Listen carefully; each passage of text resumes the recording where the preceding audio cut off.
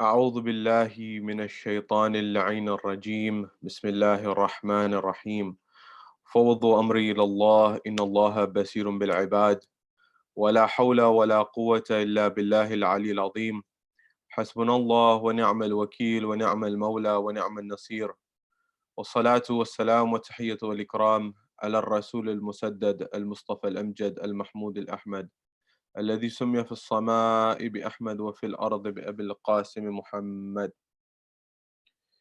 وعلى أهل بيته الطيبين الطاهرين المعصومين المظلومين المنتجبين الذين أذهب الله عنهم الرجس وطهرهم تطهيرا.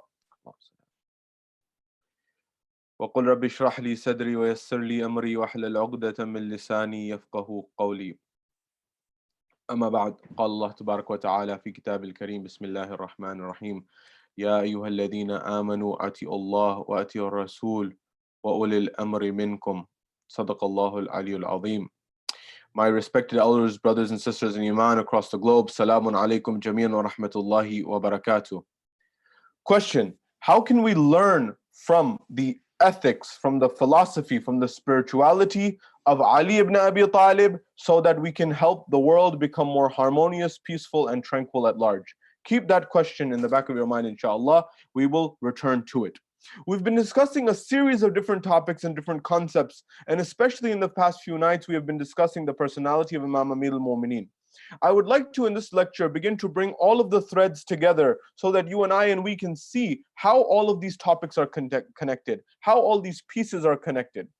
That is, we began our conversation at the beginning of Shahr Ramadan with a conversation about philosophy, ethics, and spirituality. That we said one has to adopt a philosophy, an Islamic philosophy that leads to clear thought and clear thinking, and then adopt the traits, the ethical traits that one needs to adopt in their lives based on the Islamic philosophy.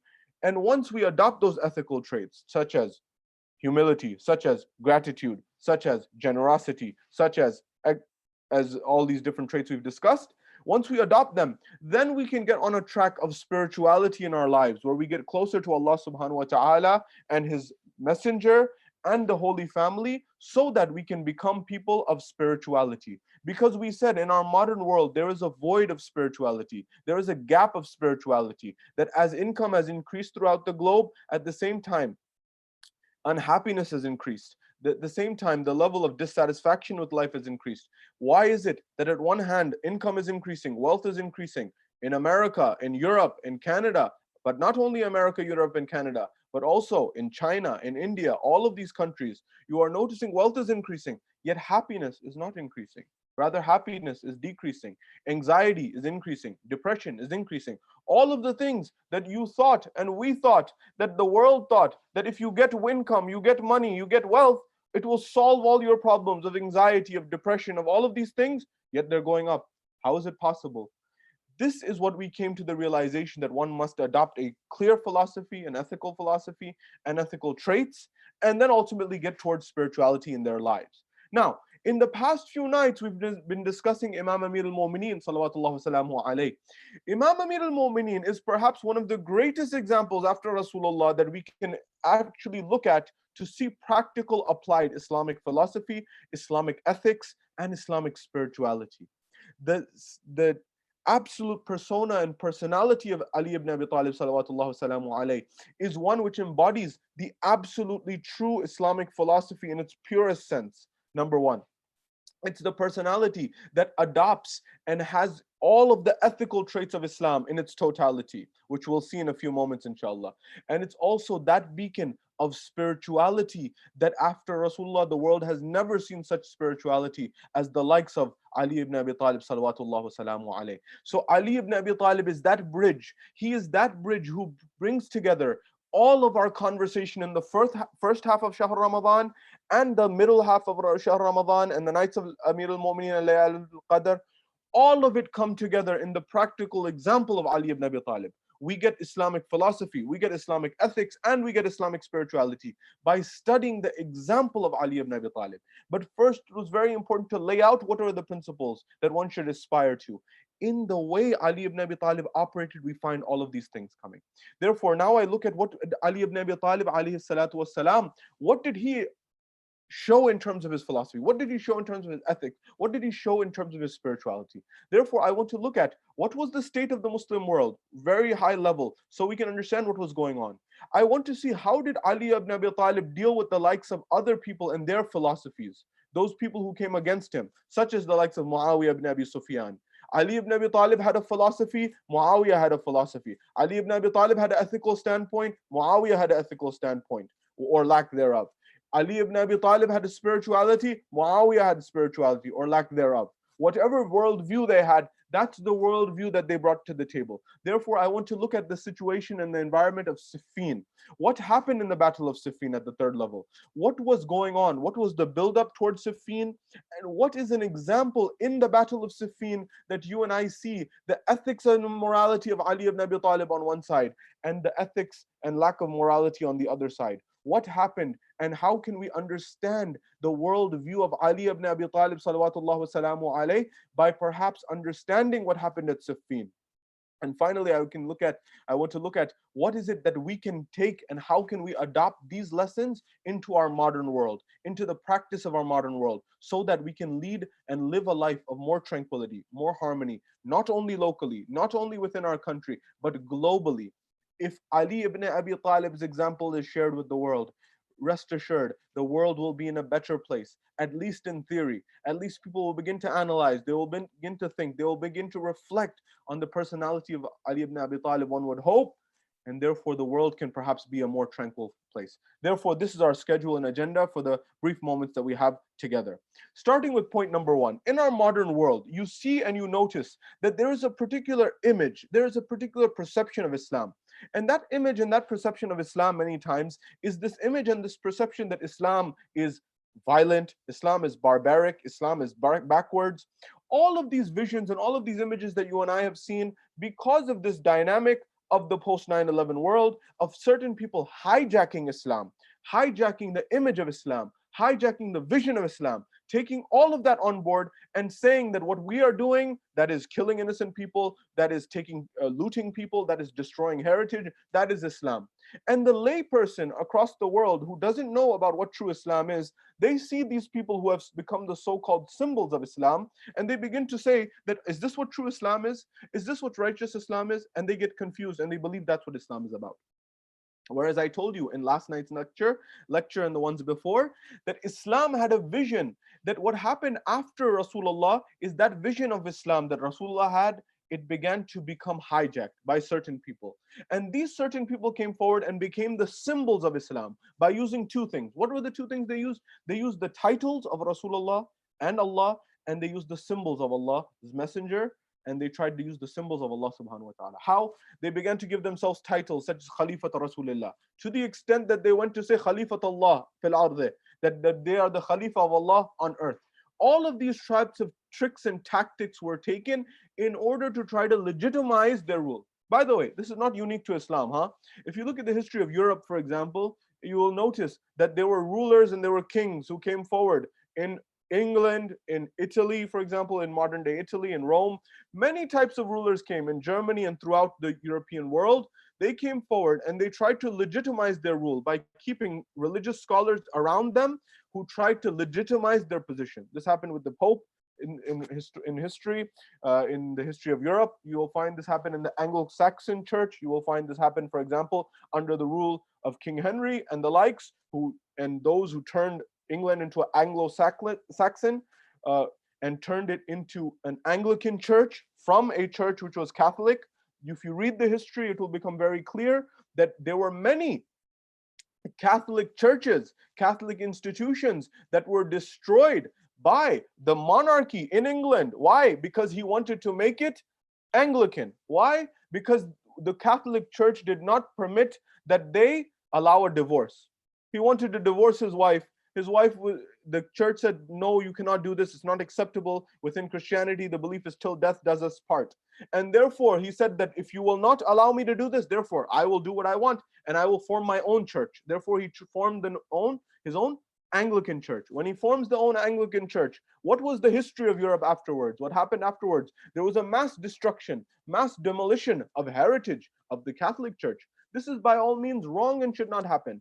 The same thing happened in Islamic history. Certain people came forward, such as the second Khalifa Umar. He began to warmonger and take over different nations, and he began to bring in wealth from all these looted nations. This was the Islam that was spread through the sword. The Holy Prophet of Islam was not spread this way. He would try to have a peace treaty first. He would try to establish justice. He would try to establish a peaceful conversation and dialogue. But the ones who came after him, they were not interested in this. So they were only trying to do power for power's sake. They did not have interest in that. This was their philosophy. The philosophy of Ali ibn Abi Talib salawatullah wasalamu alayhi was that power, the political seat, was a tool. It was a vehicle in order that he is able to establish justice and truth on earth, and equity and fairness on earth. That was the vision and the philosophy of Ali ibn Abi Talib. The philosophy of those who came after Rasulullah and before Ali ibn Abi Talib, their philosophy and the likes of Muawiyah ibn Abi Sufyan was that take power by any means. So what did they do? They tried to take as much power as possible. They tried to hijack, the same way it happened in the history of Europe, the same way it happened in the history of Islam. Rather, in every major religion throughout history, two things have been used and abused by human civilizations more than anything else. Those are from the pages of history and not from my pages. The pages of history say two things were abused more than anything: nationalism and religion. It doesn't make that wrong. It doesn't make religion wrong. What it says is that people understood that to use the faith of people, the beliefs that people hold near and dear to their heart, they can be manipulated. And they did manipulate it. It happened in the history of Europe. It happened in Islam.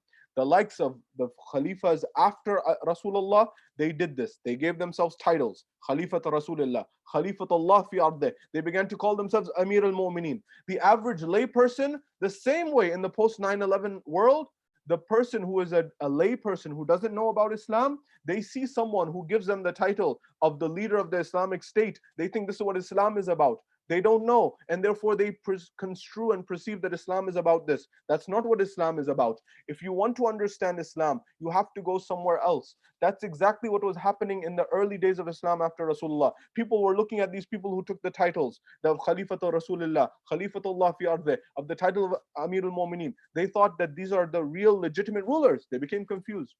If you want to know true Islam, if you want to know what real Islam is, you have to go to the personality of Ali ibn Abi Talib. You have to go to where ethics is. You have to go where the philosophy of Islam is. You have to go where the spirituality of Islam is. And the spirituality and the ethics and the philosophy of Islam is nowhere after Rasulullah other than the personality of Ali ibn Abi Talib. That after these people who took on power for the sake of power, Ali ibn Abi Talib and his progeny had one goal, and that goal was to preserve the Islamic teachings, preserve the deen, preserve the religion in its truest, purest form, and to preserve the believers, preserve people's life, preserve the sanctity of their life. The people on the other side of the equation had no interest in preserving life. They had no interest in preserving the religion, nor did they have interest in preserving the lives of the people. Why? Because if they preserved the religion, the byproduct of preserving the religion, if the first three Khulafa had preserved religion, if Muawiyah ibn Abi Sufyan had preserved religion, what would happen? They would no longer be in their seats.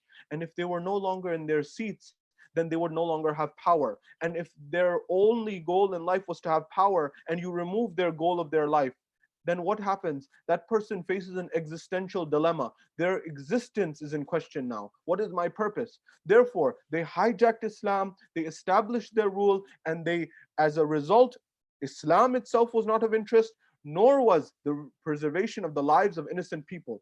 That's why they went to war after war. That's why they went after battle, because they had no sanctity for lives. This same philosophy perpetuates throughout the world. The Umayyad viewpoint of the world till this day is going throughout the world. How, you may ask?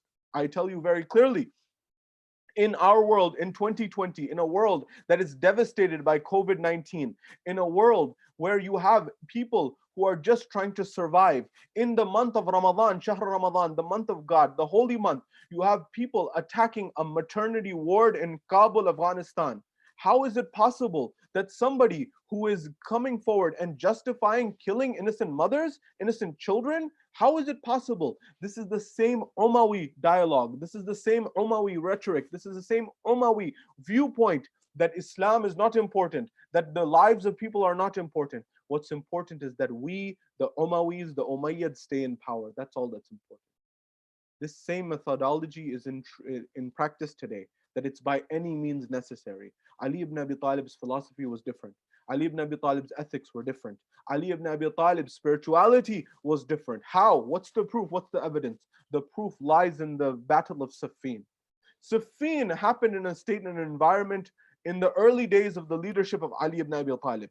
I told you that as Islam began to expand, then during the time of Umar, the second Khalifa, and then during the time of Uthman bin Affan, the first Umayyad ruler, as Islam began to expand, then there was a moment where people were living happily, people were enjoying themselves. Why? Because wealth was coming in.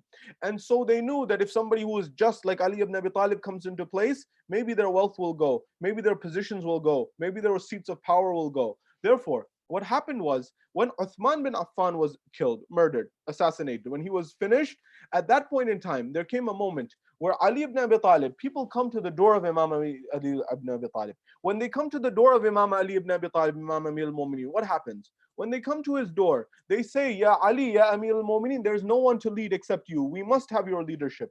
And very well, he said that I will accept this on some conditions. They said, what? He said, on the condition that I follow the book of Allah subhanahu wa ta'ala. Very well, accepted. On the condition that I follow, for example, the tradition of Rasulullah A'zam, the tradition of the Holy Prophet. Very well accepted. He said, these are the two conditions, these are the main bases. And that you follow what I say, for example. And there were some other. But they said, no, you also have to follow what Uthman did. What did Uthman do? Uthman said that I will follow the book of Allah, the Quran. I will follow Rasulullah. Very good. And I will follow the Sunnah and the tradition of the first two Khulafa. Ali ibn Abi Talib said no. How is it possible that you say the book, you follow the book of Allah subhanahu wa ta'ala, you follow the Quran and you follow the Holy Prophet's tradition, and then on top of that you have to say the Sunnah and the tradition of the first two Khulafa, Abu Bakr and Umar? How? That means that Abu Bakr and Umar were doing something that was different than what Rasulullah did, that was something that was against what Rasulullah did. If that's the case, why is it that Allah's book and the Messenger's book is not sufficient? I will deduce from these two what needs to be done. He exposed that the first two Khulafa were not acting according to what the Prophet and the Quran were saying. They deviated. Why? Because it's clearly the second Khalifa began to expand in order to expand the Muslim world, increase wealth, and he had a very aggressive disposition. Not me saying this, history says this. The second Khalifa who struck his own sister on the face, who was known to have a very aggressive anger at the slightest incitement, he would get very angry and he would strike people. These are not my words. These are the words of Bukhari and Muslim and Tirmidhi, Ibn Majah, Abu Dawood, Nasai. Read these books. Read the pages of history of Ahl Sunnah scholars. They'll tell you the anger of Umar. A leader must have control. A leader must have patience. A leader must have control over themselves. How else, if they don't have control over themselves, how are they supposed to lead other people? How are they supposed to lead the world? How are they supposed to lead the whole nation? At the Battle of Siffin, we're told Muawiyah was ruling over Damashq, over Sham, over Levant, which is modern day Lebanon, Syria, Palestine, Jordan, this area. He was ruling over it for 16 years. When he's ruling over it for 16 years, he was waiting for an opportunity. What was the opportunity? Uthman bin Affan was killed. When he was killed, Muawiyah ibn Abi Sufyan, who saw this example, he saw the situation, he saw an opportunity. He was always looking for an opportunity to expand his dominion. He was always looking for an opportunity to expand his position. And once he was able to see an opportunity, he would go for it very quickly. As I've stated before, and I'll remind you, Muawiyah was a very, very shrewd tactician. He was someone who knew how to play the game.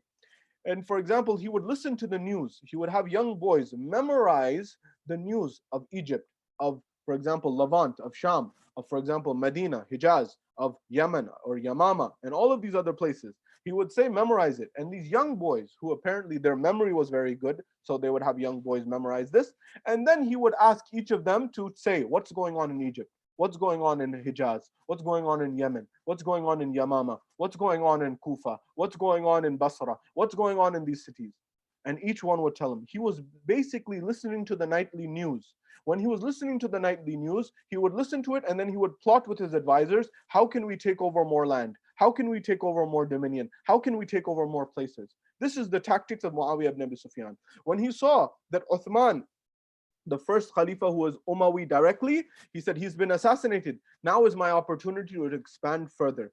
All of the other dominions pledged their allegiance to Ali ibn Abi Talib, from Medina to Kufa to Basra. But there was a time where Basra, there was an environment where there were three people, Talha, Zubair, and Aisha. They had gotten some loyalties. These were the people who were in Mecca. They had the Meccans and the Basrans. And they got them together, and there was the first battle of Jamal. And when Ali ibn Abi Talib, salawatullah wasalamu alayhi, when he finished the battle of Badr victoriously, he turned his attention towards Muawiyah. Muawiyah said, how can I capture more land? How can I capture more position? How can I take over more lands? Ali ibn Abi Talib was trying to establish justice. Remember, the philosophy and ethics and spirituality are totally different between Ali ibn Abi Talib and Muawiyah. Muawiyah's face has become the face of Islam. From that time, unfortunately, until this time, when we see Kabul and its attacks, Ali ibn Abi Talib is true Islam, the light and the vision of Rasul al-Azam. Two different Islams in front of the world. It needs to be clarified. That world was one of Muawiyah, one of Ali.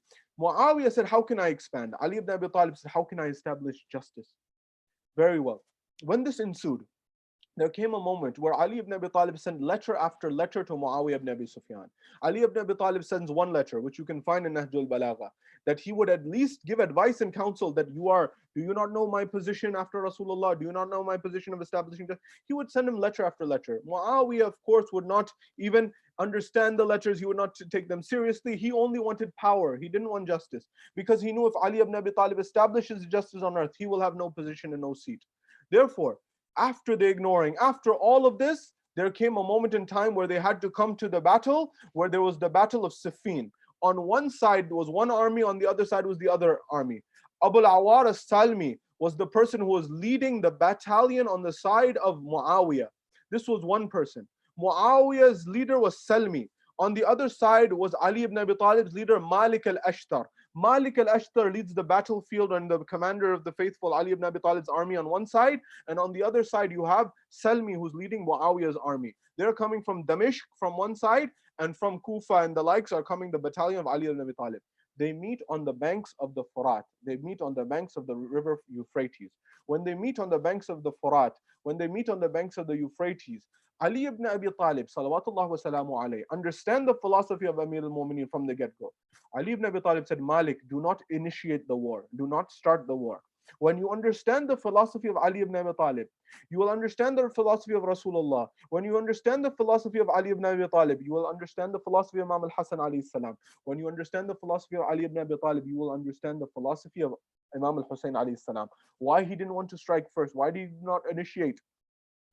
At that point in time, Ali ibn Abi Talib tells Malik, he says, Malik, don't initiate the war. Don't start the war.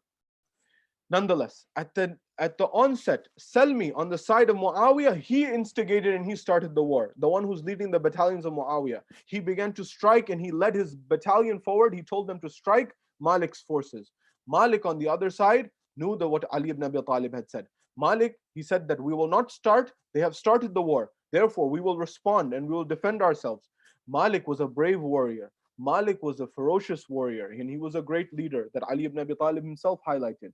Imam Amir al-Mu'mineen had absolute trust in Malik. At that point in time, Malik also struck. His battalion also struck. They pushed back the enemy very far, up to the point that they became victorious in this part of the battle. When they won in this part of the battle, Salmi on the side of Muawiyah said, what can I do? What shall I do?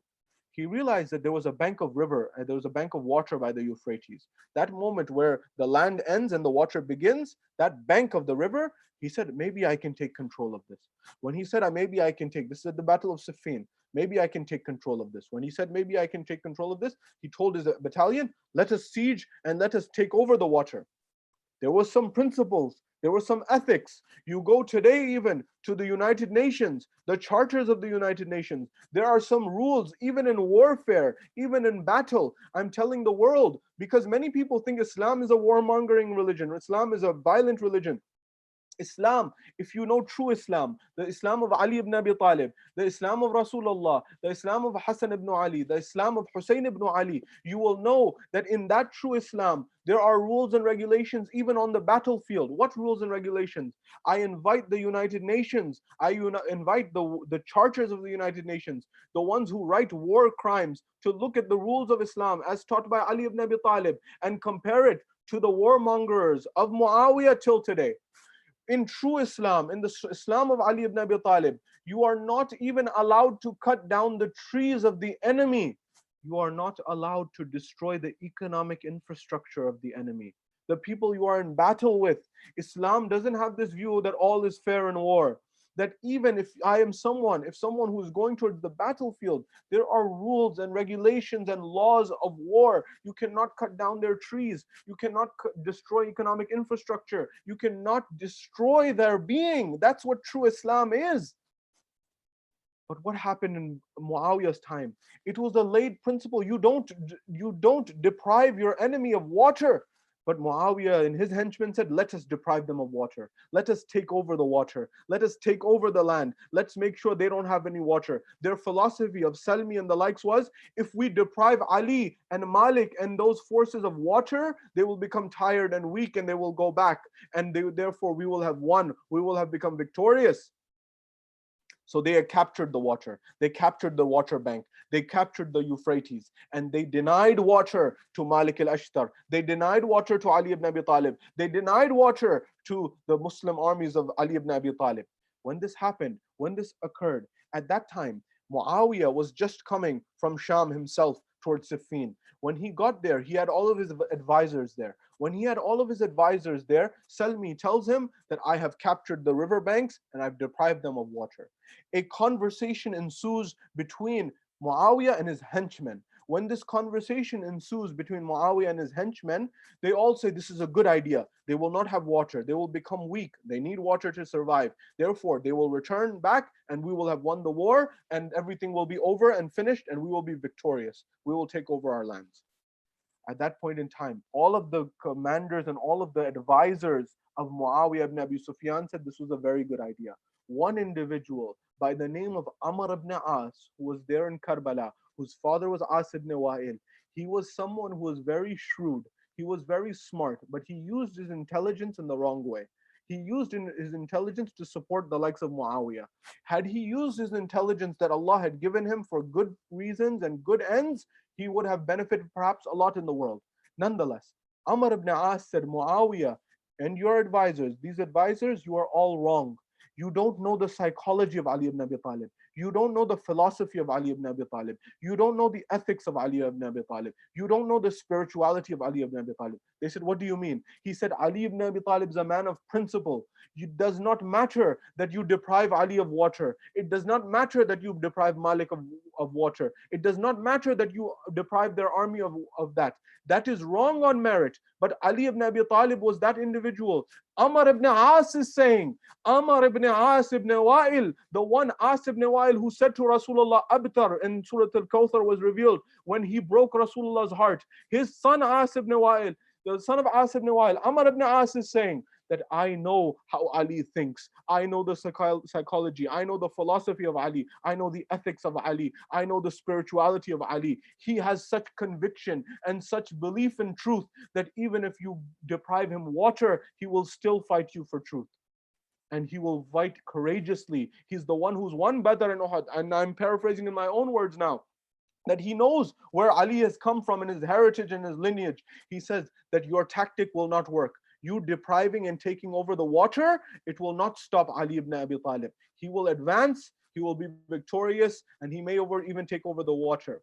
Nonetheless, they did not listen to Amr ibn As. At that point in time, a messenger, when this happened on one side, Ali ibn Abi Talib, Amir al-Mu'mineen, when this news reached him that the other side had taken over the water, he became aware of this. When he became aware of this, he called Sa'sa bin Sawhan. You remember the one I mentioned the night before when Ali ibn Abi Talib is on his deathbed? He told his companions, ask me a final time before I leave you. When he asked, Sa'sa said, Ya Ali, are you greater or are the Anbiya greater? Is Adam greater? Is Nuh greater? Is Musa greater? Is Ibrahim greater? Is Isa greater? And one after the other, Ali ibn Abi Talib said, it does not sound good that a man praises himself with his own tongue. But Sa'sa, you've asked me, therefore I'm telling you that no, that if it's between Adam and I am greater, because Adam was not allowed to eat from the wheat tree. Was not prohibited, but I made sure I ate barley my whole life. If it was between me and, for example, Nuh alayhi salam, Nuh cursed his nation after 950 years.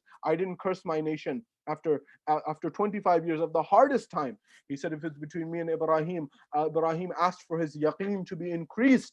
I never asked for my yaqeen to be increased. In fact, Allama Majlisi states this, that this is the tradition, that Ali ibn Abi Talib said, لَوْ كُشِفَ الْغِطَاءَ لَمَا رَزَّقْتُ يَقِينًا, that even if you remove the veils from me so I can see everything from the hidden dimensions, my yaqeen, my certainty will not increase. If it's between me and Musa, Musa asked for a helper and Harun, I didn't ask any helper. Even when I went to reveal Surah Al-Barat, Surah At-Tawbah, when everyone in Mecca had someone who had been slain at my hands, they had a relative, a cousin, a brother, some relative, I had finished them, they had animosity. I still didn't ask for any helper. And finally he said, Isa ibn Maryam, Isa's mother was asked to leave from the religious place. My mother was asked to come into the house of God for my birth.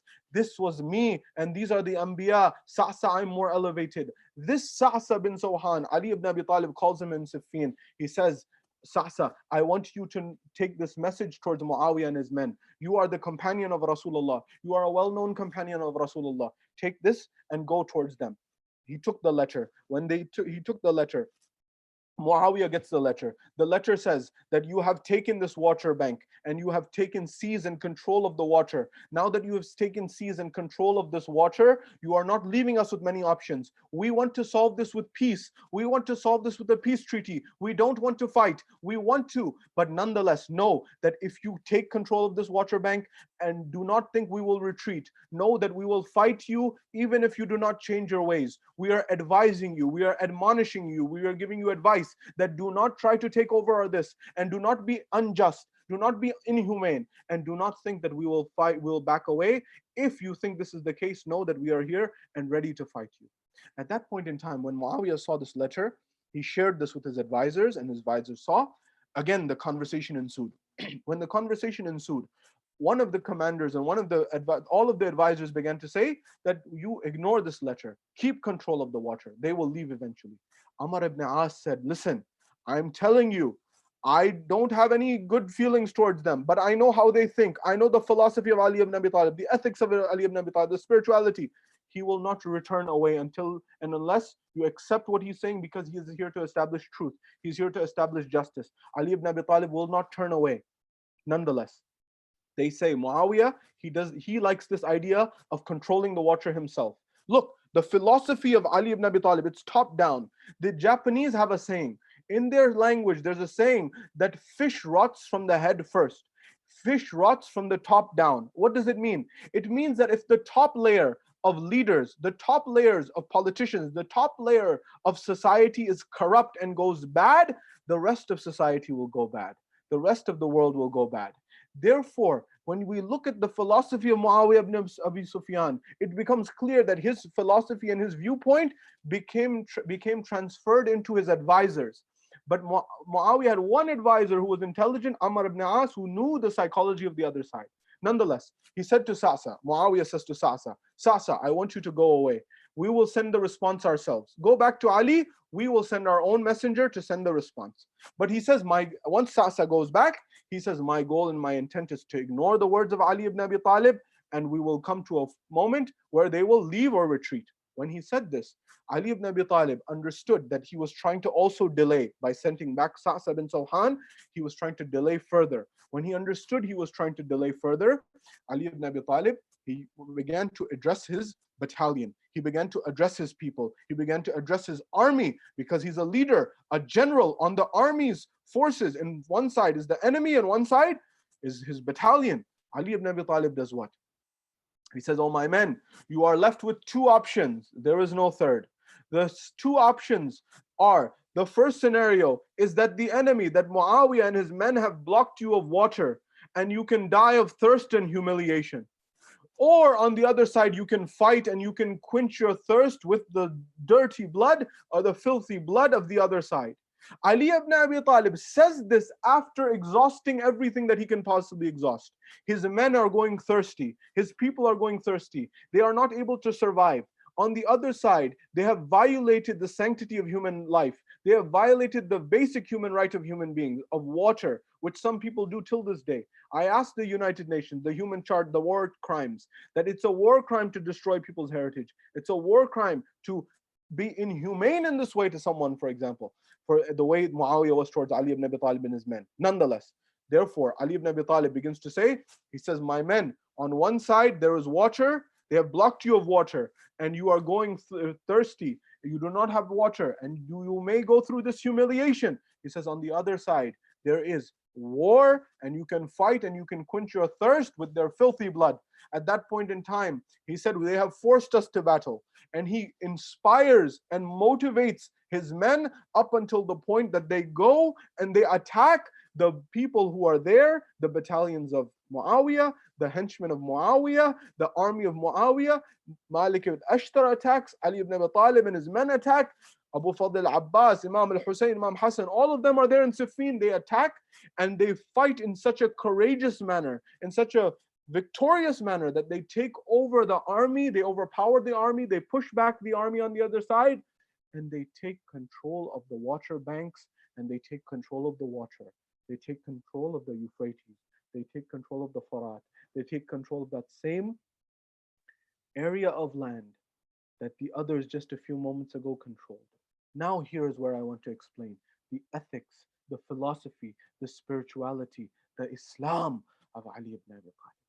At that point in time, when Muawiyah and Salmi and all the other people saw that the army on the other side, Ali ibn Abi Talib, Malik, and their men have taken over the water, they said they're going to do to us the same thing that we did to them.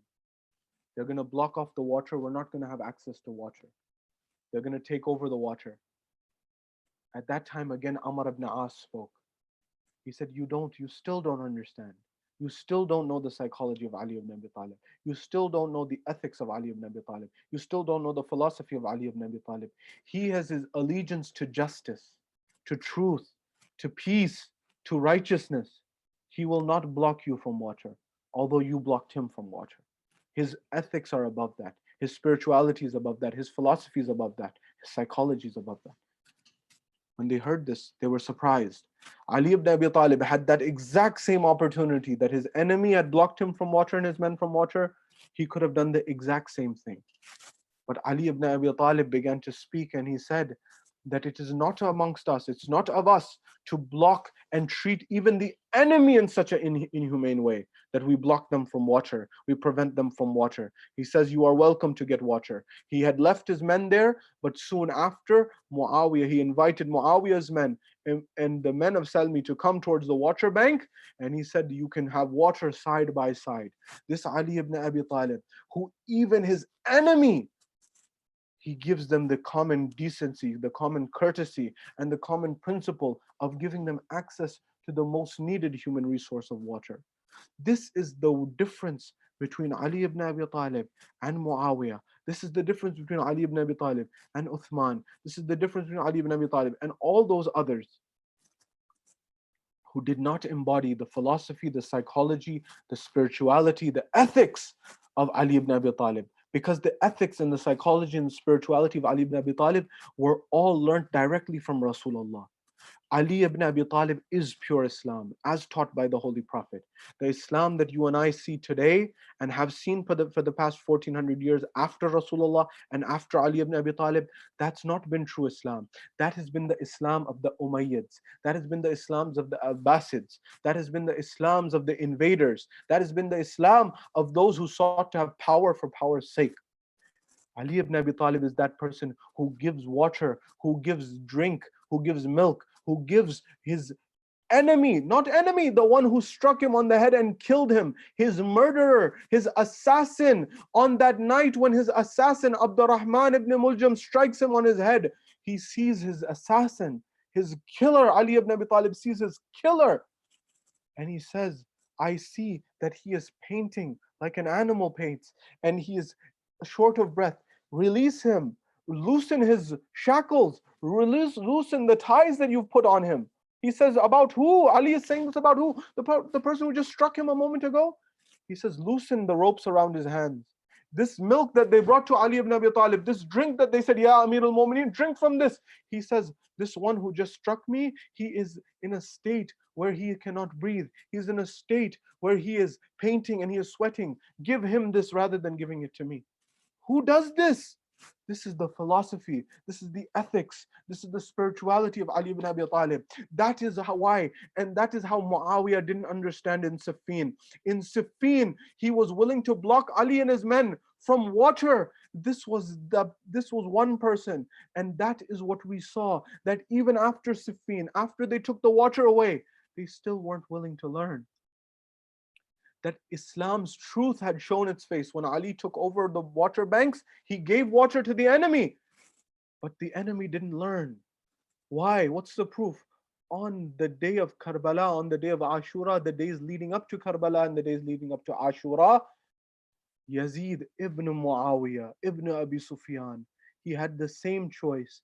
Does he do what he does in Siffin and he take over the water bank? Or does he allow the enemy access to water? His father had tried to steal water access at Siffin the same way from Ali ibn Abi Talib. Now it's Ali ibn Abi Talib's son. Now it's Muawiyah's son. Muawiyah has a choice. Do I learn from the pages of history, or do I perpetuate and do the same thing? Muawiyah made it clear. His poetry after Karbala made it clear. Muawiyah's words made it clear. Abu Sufyan's words had made it clear that lineage after lineage, family after family, descendant after descendant, they had no interest in preserving Islam, and they had no interest in preserving lives. How? The truth of the matter is very clear. They consistently said very clearly, time and time again, that Muawiyah and his son Yazid said on after Karbala, after Kufa Sham, لَإِبَتْ هَاشِمْ بِالْمُلْكِ وَلَا خَبَرًا وَلَا جَاءَ نَزَلَ. That there was no Islam, there was no wahi, there was no heaven, there's no hell, there's nothing. The same way Abu Sufyan had said. And it showed because Muawiyah and his son Yazid didn't learn from his father. He took over the water and he deprived Imam al-Hussein and his family of water for 3 days. This is the ethics. Therefore, I leave the question for the Muslim world. Do you want the Islam of Rasulullah? Do you want the Islam of Ali ibn Abi Talib, the true Islam, the ethical Islam, the just Islam, the fair Islam? Or do you want the Islam of Muawiyah? Do you want the Islam of Abu Sufyan? Do you want the Islam of Yazid ibn Muawiyah? The choice is yours. Show the world the face of Islam of Ali ibn Abi Talib, and you will be honored and you will have dignity in society. Show the world the Islam that you're showing today, the one that bombs a maternity ward in Kabul, the one that kills innocent people, the one that takes water the way Muawiyah did, and you will be dishonored in society. You will lose respect in society. You will lose integrity in society. And that's what's happening. Show the world the true face of Islam, the world of Ali ibn Abi Talib, the world view of Ali ibn Abi Talib, the world view of Rasulullah. We ask Allah subhanahu wa ta'ala to allow us to learn from the philosophy of Ali ibn Abi Talib, from the ethics of Ali ibn Abi Talib, from the spirituality of Ali ibn Abi Talib, because he learned it from none other than Rasulullah. We ask Allah subhanahu wa ta'ala to allow us, to increase us in knowledge, to allow us to adopt the spirituality and ethics and philosophy of Ali ibn Abi Talib in our lives. And we ask Allah subhanahu wa ta'ala to allow the world to see the true face of Islam, the just, merciful, compassionate face of Islam, as taught by Ali ibn Abi Talib and his comrades and his progeny, and by the Rasulullah Azam himself. We ask Allah subhanahu wa ta'ala to hasten the reappearance of the Imam of our time, Imam Sahib al-Zaman, to once again establish the philosophy of Islam, the ethics of Islam, and the true spirituality of Islam on earth, and the true justice of Islam on earth.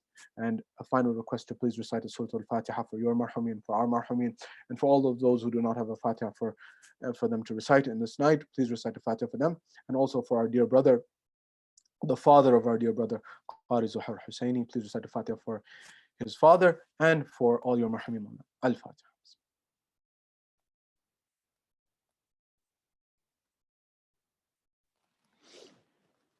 وآخر دعوانا أن الحمد لله رب العالمين.